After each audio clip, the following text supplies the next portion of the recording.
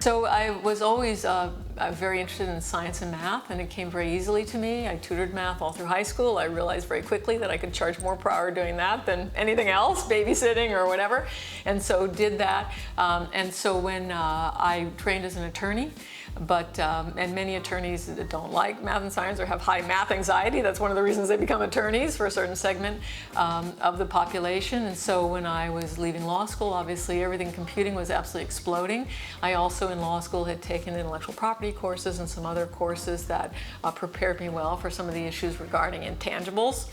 So I worked on that. And then after practicing law, doing that for a number of years, so it was wonderful. I enjoyed it very much.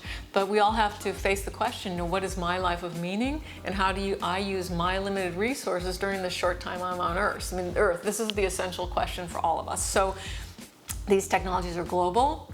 I knew that then, long ago, and so it didn't make a lot of sense to me to be working on them in a national context only. Certainly in law practice, you're working largely for corporate clients, so they say, great job, we love it, it goes in a file drawer, they shut the drawer, that's the end of it.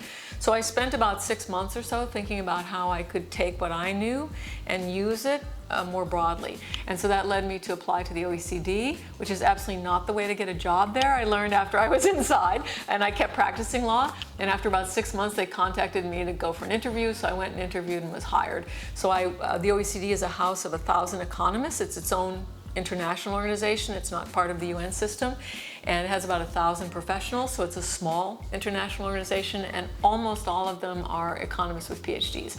So one of the things, I don't have a degree in finance or economics, but these are important things to know. So another sub-theme of my life has been cross-training myself in those issues.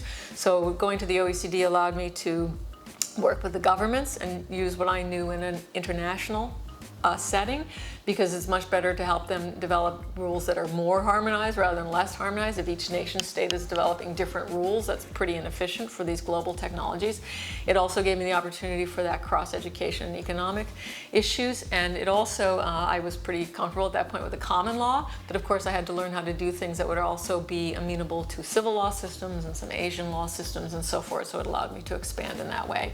So I was hired in to work on information and communications technologies, but because of my skill set, which is different from my colleagues, so when I was in the Directorate for Science, Technology, and Industry, which is about 75 professionals at the time I went in, and about the same today, I was the only attorney in the whole place of the 75.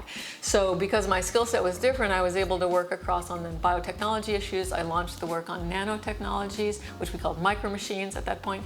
I also worked on a big G7 directed environmental and energy project, which was the precursor to the Framework Convention on Climate Change and all of the things that have come after. It was very, very interesting to me, and I learned a lot doing that. So it gave me a chance to work on a lot of other technological areas. Technology, it's axiomatic, really, that the fruits of science and technology are the best hope for the future of humanity, and I'm very interested in the future of humanity, and so that's been my life's work.